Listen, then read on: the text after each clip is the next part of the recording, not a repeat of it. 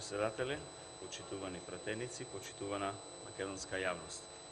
Четврти ден дебатираме за предложениот ребаланс на буџет за 2021 година, за кој претходно се дискутираше на Комисијата за финансирање и буџет, каде имаше општа расправа, после тоа и амандманска расправа, и од сет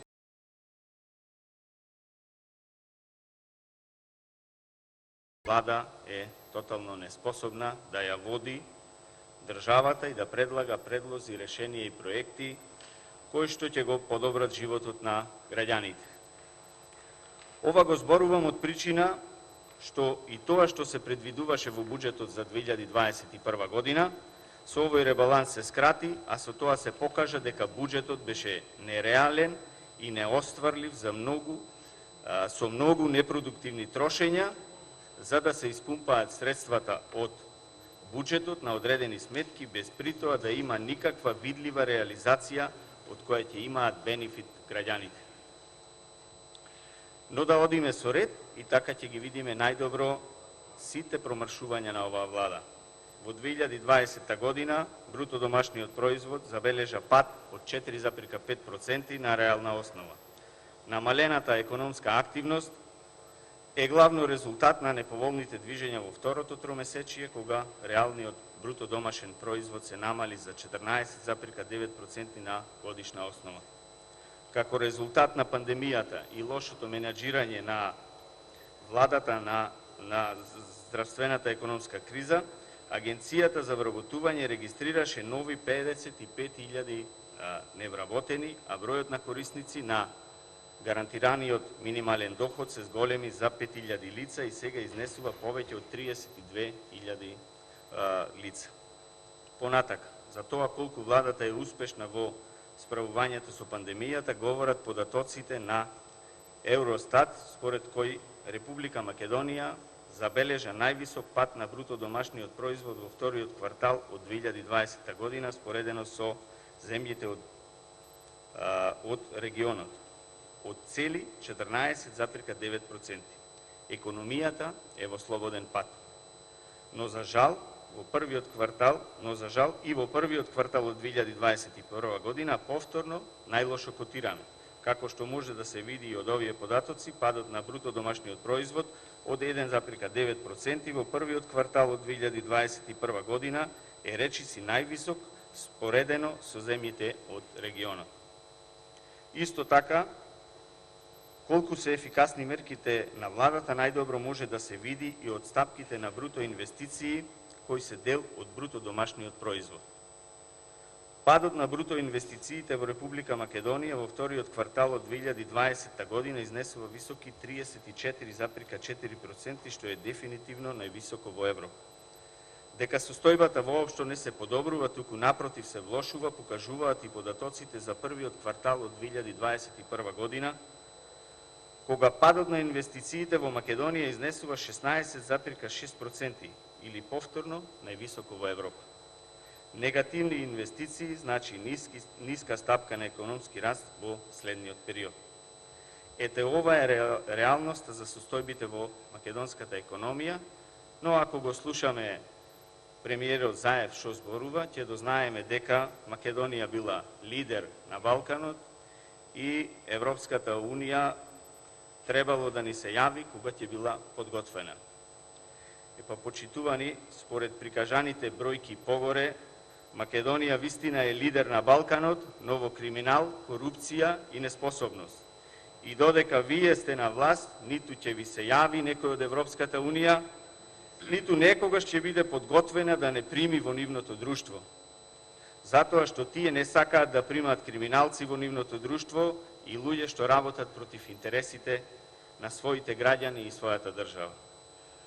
Вас можат да ви се јават само некои од балканските и светски криминалци, кои се останати без пасош, па да им издадете уште некоја патна исправа на вашите другарчиња, за да можат слободно да шетаат по светот, а за нашите граѓани нема пасош и нема лични карти и за истите треба да чекаат со денови и во колони со луѓе. Олку успешна влада за задолжување досега сме немале. влада која ја донесе Република Македонија на раб, да не може да се одржи и да треба да се задолжува за се и сешто. Секојдневно во ова собрание се носат закони за задолжување, кое исклучиво е надворешно задолжување. Оваа влада го донесе историско највисоко ниво на јавен долг. Јавниот долг на 36.2017 година изнесувал 4,7 милиарди евра, односно 46,1% од бруто домашниот производ. За 4 години, колку што сте вие на власт, јавниот долг е зголемен за 2,4 милиарди евра. Оправдувањето дека јавниот долг е зголемен поради економската криза, предизвикана од коронавирусот, не е издржано затоа што според најпреценетите податоци на власта, помошта за стопанството и граѓаните не надминува 1,2 милиарди евра, односно дупло помалку отколку што е зголемен јавниот долг во овој износ не спаѓа и најавениот клинички центар од 500 милиони евра, кој патем во соседството се гради за 3 пати помала цена од 125 милиони евра. Загрижувачки се проекциите на Светската банка за јавниот долг на Македонија, затоа што според нив трендот на раст ќе остане. Па така за 2021 година очекуваат да достигнеме до 65%, а до 2023 година и 67,2%, што е спротивно на ветувањата на власта за консолидација на јавниот долг и негово намалување. А само да ве подсетам дека во 2015-2016 година, кога бевте предводници на шарената револуција, кога кршевте и палевте имот на Република Македонија, кога се жалевте дека ВМРО-ДПМН ќе ја банкротирало Македонија, јавниот долг тогаш беше, како и во 2017 година, кога ја презедовте власта, околу 46% од бруто домашниот производ. А тогаш во Република Македонија се градеше во целата држава, се градеа спортски игралишта, се градеа детски градинки, училишта, патишта, автопатишта, а тогаш вие протестиравте и фарбавте и ветувавте дека кога ќе дојдете на власт, на порта Македонија ќе поставите бројчаник кој ќе покажува како се враќале парите на граѓаните, но наместо тоа, како и се останато што ветивте и излажавте, и ова го излажавте и наместо да ги враќате парите кај граѓаните, вие ја задолживте Република Македонија и јавниот долг го донесовте на историски највисокото ниво до сега од осамостојувањето од 62,5%. А од друга страна, сега во Република Македонија ништо не се гради и инвестира, и се е стопирано и одложено, а парите од досега највисоките буџети во овие 4 години исчезнуваат. А од бројчаникот ниту трага, ниту глас. Затоа што, ако го поставевте, до сега ќе прегореше од задолжувањата што ги правите секојдневно. Понатака, предвидувате да воведете зелена такса, но наместо таа такса да ја воведете на загадувачите, на тие што ја загрозуваат животната средина, како што е вашиот довчерашен подпредседател на влада Кочо Андјушев, кој увезува штетен мазут, вие и оваа такса сакавте да ја ставите на грбот на граѓаните и да ја зголемите цената на горивата за 4,13 денари за литар. Загрижувачки е што акцизите и таксите на горивата растат во услови на раст на цените на енергенсите на светската берза. Овој пораст на цените на горивата дополнително ќе придонесе за раст на цените и отворање на инфлацијската спирала, која уште толку ќе ги довлоши условите за живот на граѓаните. Доколку вие се водевте од некоја зелена агенда и доколку ви беше важно да ја заштитите и подобрите животната средина на граѓаните, во амандманската расправа за овој ребаланс на буџет ќе прифатевте некои од предложените амандмани на нашата пратеничка група, со кој се предвидуваше заштита и подобрување на животната средина на граѓаните, а конкретно за Струга поднесовме 2 амандмани, едниот за дислокација на депонијата, а другиот за реконструкција и доградба на пречистителната станица во Враништа, но двата беа експресно одбиени од страна на владата и ресорниот министер, и затоа и претходно имам кажано и сега ќе кажам дека за вас зелена агенда се само зелените евробанкноти и садниците од марихуана. Понатака, економскиот раст во 2021 година е проектиран на 4,1%, а во периодот 2022-2026 година, согласно основното средорочно сценарио, се предвидува просечен годишен раст од 5,4%. Придвижен од домашната побарувачка, додека нето извозот се очекува да има негативен придонес во услови на раст на извозот и на увозот. Се предвидува раст од 5,4% на среден рок, а сите знаеме дека во време на владење на СДСМ никогаш немало раст поголем од 4%. Капиталните расходи се планираат на ниво од 30,6 милиарди денари или за 6,5 милиарди денари повисоки од планот за 2021 година. Но кога ќе анализираме подобро, скоро 5 милиарди денари се планирани за докапитализација на Македонска банка за поддршка на развојот, а не за инфраструктурна изградба на земјата. Намалени расходи може да забележиме во Министерството за транспорт во делот за гасификација и железници. Според ребалансот на буџетот за 2021 година на Република Македонија, ја покажува својата незаинтересираност на владата за железничкиот сообраќај. Во предлог ребалансот на буџетот во делот инвестиции во железничката инфраструктура може да забележиме вкупно намалување на средствата за инвестиции во железничката инфраструктура за 28%, споредбено со планираниот буџет за 2021 година. Намаленото кратење на средствата е во категорија за заеми за капитални расходи, односно планирани средства за изградба на железничката пруга кон Бугарија.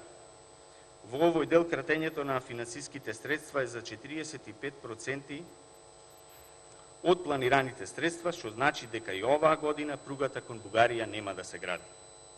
А за пругата што требаше да се гради од Кичево до Струга и Охрид и да се спои со Република Албанија, ништо не се зборува. Ниту се предвидуваат средства, комплетно се заборави и се тргна на страна овој проект. И овој проект, како и многу други проекти, ќе треба да почекаат некои подобри времиња во кои што ВМРО-ДПМН ќе предводи владата и во кои што ќе се реализираат овие проекти. Со ова се покажува дека владата нема план и интерес за вложување и развој во железниците во Македонија. Се потврдува дека се декларативни и лажни се ветувањата на владата во својата програма за нови проекти во железницата. Без капитални инвестиции нема развој на железничкиот сообраќај во Република Македонија. Да се подсетиме, владата на ВМРО-ДПМН во своето владење правеше огромни вложувања во железничкиот сектор.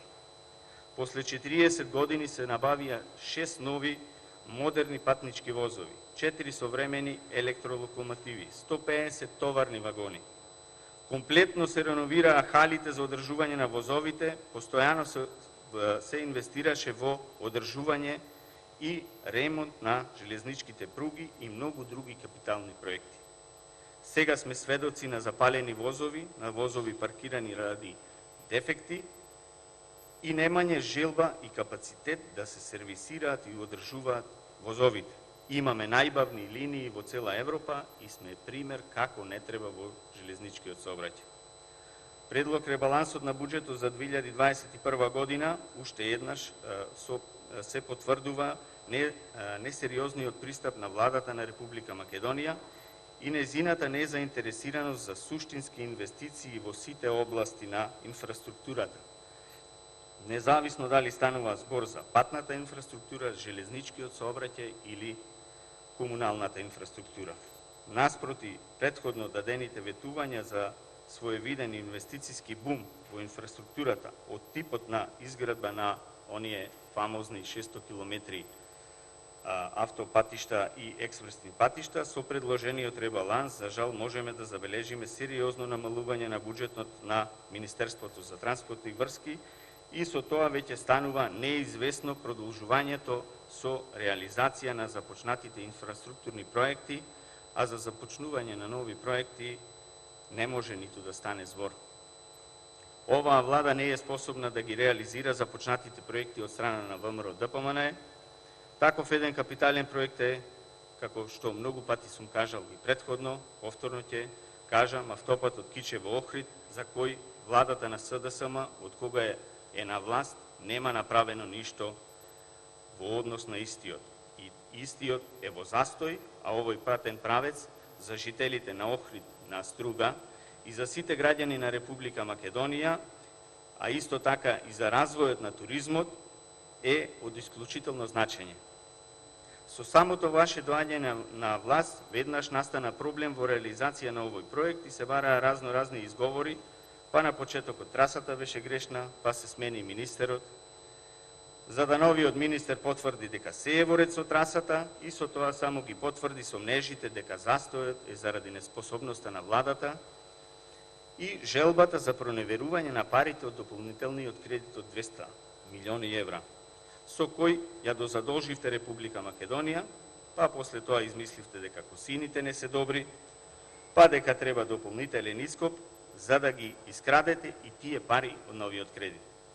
И поради тоа, почитувани колеги, овој автопат е останат на исто ниво на реализација како пред 5 години.